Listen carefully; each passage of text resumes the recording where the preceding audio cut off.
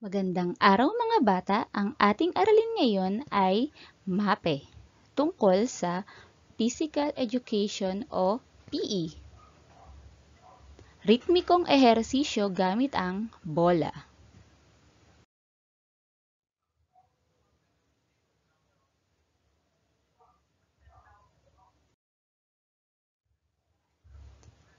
Sa katapusan ng module na ito, ikaw ay inaasahang makibahagi sa iba't ibang gawain na may kasamang tao, bagay, musika, at paligid. Participates in various movement activities involving person, objects, music, and environment.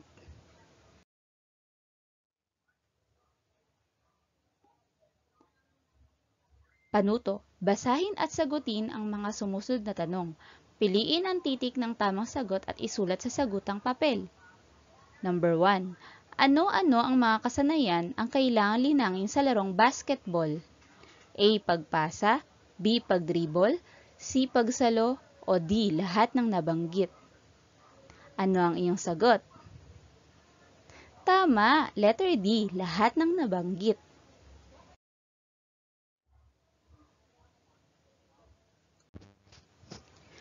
Nais ni Jared na lumahok sa larong tumbang preso.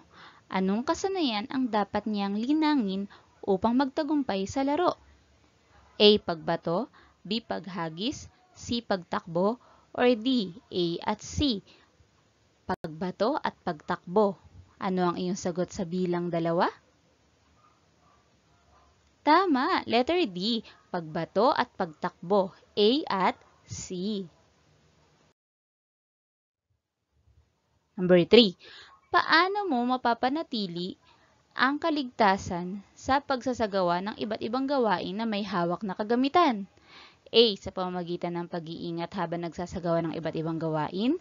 B. Sa pamamagitan ng pagsasawalang bahala ng iba't ibang gawain. C. Sa pamamagitan ng pag-iisip ng kung ano-ano. O D. Sa pamamagitan ng pagkilos ng padalos-dalos. Ano ang iyong sagot? Mahusay, letter A, sa pamamagitan ng pag-iingat habang nagsasagawa ng iba't ibang gawain. Tandaan mga bata, sa pagsasagawa ng iba't ibang gawain na may hawak na kagamitan, kailangan ng iba yung pag-iingat. Number 4. Suriin ang larawan at piliin kung alin sa mga ito ang nagpapakita ng throw and catch. Paghagis at pagsalo. Suriin ang mga larawan. Ano ang iyong sagot? Tama, letter C. Ito ang nagpapakita ng throw and catch.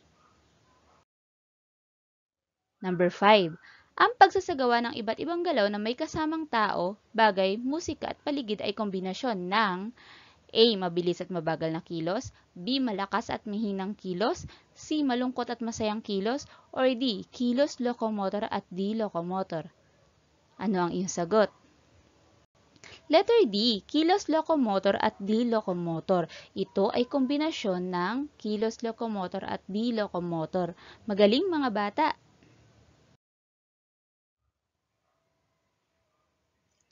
Hanapin ang mga salitang nasa ibaba sa loob ng kahon at bilugan ito. Lagyan ng check ang patlang ng mga salitang iyong matatagpuan.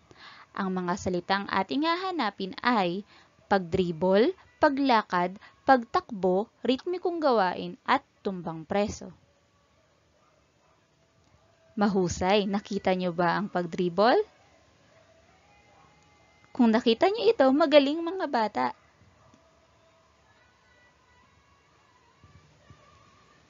Natagpuan nyo ba ang paglakad? Magaling. Ang pagtakbo? Mahusay. Ang ritmikong gawain? Magaling mga bata. Ang tumbang preso? Magaling mga bata.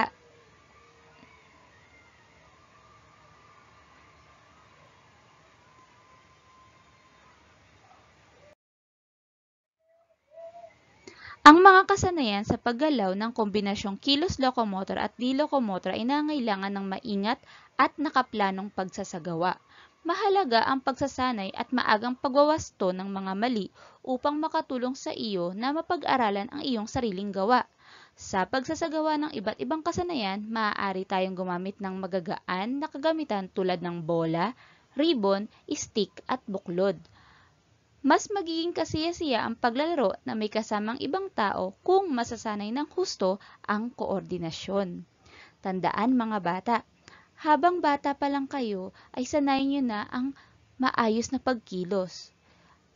Makatutulong ang ritmikong ehersisyo na may hawak na kagamitan upang mas maging mahusay kayo sa pagkilos. May kombinasyon ito ng kilos locomotor at di-locomotor. Ihanda ang mga kagamitan sa pagsasagawa ng gawain. Suriin at gayahin ang nasa bawat larawan. Gawing gabay ang panuto sa gilid. Habang isinasagawa ang mga kilos, lapatan ito ng musika upang maging kasiya-siya ang pagsasanay. Handa na ba kayo mga bata? Ihanda nyo lamang ang inyong bola para sa ating gawain.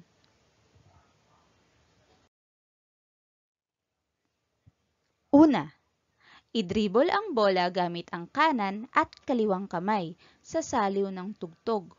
So, i-dribble mo lang siya ng palipat-lipat gamit ang kanan at kaliwang kamay.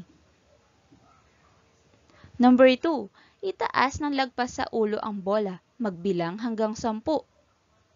Nagawa nyo ba ito? Magaling mga bata! Di ba napakadali lang ng ating gawain? Number 3, maglakad sa loob ng bahay habang hinahagis sa katamtamang taas ang bola at sinasalo. Kaya mo ba itong gawin? Ang pag-throw and catch habang naglalakad? Number 4, manatili sa pwesto, ihagis sa katamtamang taas ang bola at saluhin ng 3 ulit. 3 beses mong gawin ang paghagis at pagsalo sa bola. Pero, hindi katulad ng ikatlong bilang, ikaw ay naglalakad. Dito sa ika-4, ikaw ay mananatili lamang sa pwesto. Number 5, ayain ang isang kasama sa bahay. Maaaring si ate, si kuya, o si nanay kung wala siyang ginagawa. Maaari nitong gawin saglit at pagpasapasahan muli ang bola sa pamamagitan ng pagpapagulong. Nagawa niyo ba mga bata? Pagulungin lamang ang bola. At kapag nakainanay na ito or sa kasama ninyo sa bahay, pwede itong bumalik sa inyo ng pagulong din. Di ba kasiya-siya ang gawain sa PE? Magaling mga bata! Tandaan mga bata, sa pagsasagawa, ang mga kasanayang minamanipula, mahalagang tandaan ang paggamit ng magaang na kagamitan. Koordinasyon sa ibang tao ang isang sangkap upang maging kasiya-siya ang laro. Kasama rito ang kombinasyon ng kilos locomotor at di-locomotor. Mas mapalulusog natin ang ating katawan kung patuloy ang pagsasagawa natin ng iba't ibang kilos at gawain. Maaari natin itong sabayan ng isang masaya at masiglang tugtugin upang mas maging kasiya-siya ang pagsasagawa ng ehersisyo.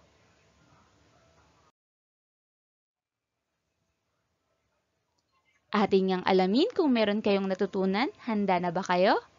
Basahin ang nilalaman ng bawat flashcard or flashcard at isagawa ang iba't ibang pinagsama-samang kilos. Una, pagtakbo sa pwesto habang ang mga kamay ay nasa itaas. Sige nga ba, mga bata, gawin nga po. Nakatakbo ba kayo sa inyong pwesto habang nakataas ang inyong mga kamay? Pangalawa, paglakad na may hawak na bola sa gilid. Nagawa niyo ba ang ikalawa? Mahusay mga bata. Ikatlo, pag-dribble ng bola habang umaalis sa pwesto para kayo naglalaro ng basketball. Mahusay mga bata. Pang-apat, paghagis at pagsalo ng bola gamit ang 2 kamay. Nagawa niyo ba ang throw and catch? Kung nagawa niyo ito, magaling. Ikalima, pagpapadulas sa kaliwa at kanan. Magaling mga bata kung nagawa nyo ang mga gawain. Panuto. Basahin at unawain ang mga sumusunod na tanong. Isulat sa bilog ang titik ng tamang sagot. Number 1. Sa paglalaro ng basketball, ito ang mga kasanayang madedevelop. A. Pag-igpaw, B. Pagsasayaw, C. Mabilis na pagtakbo, D. Pagdribble, pagpasa at pagsalo. Alin kaya dyan ang na-develop ng larong basketball? Siyempre, letter D. Pagdribble, pagpasa at pagsalo. Magaling mga bata. Number 2. Nararapat lamang itong linangin upang magtagumpay sa iba't ibang laro. A. Kombinasyon ng kilos locomotor at D. Locomotor, B. Pagsasayaw, C. Paglakad, or D. Pagtakbo. Ano ang inyong sagot? Letter A. Kombinasyon ng kilos locomotor at D. Locomotor.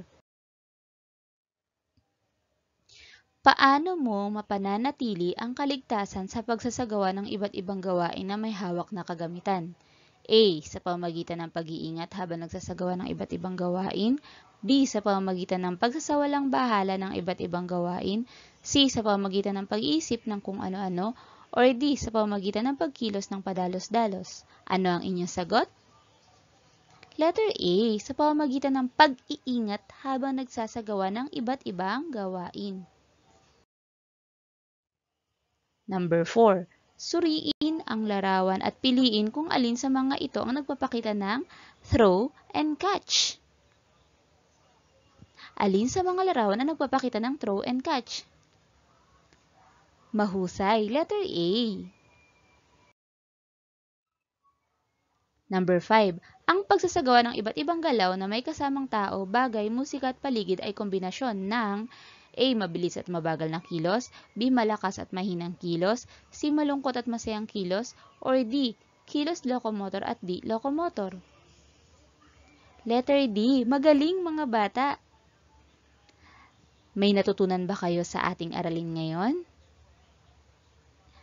Mahusay! Sigurado akong may bago na naman kayong kaalaman.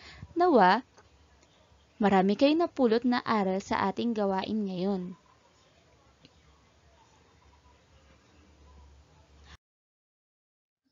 Maraming salamat sa inyong pakikinig mga bata. Hanggang sa muli. Paalam!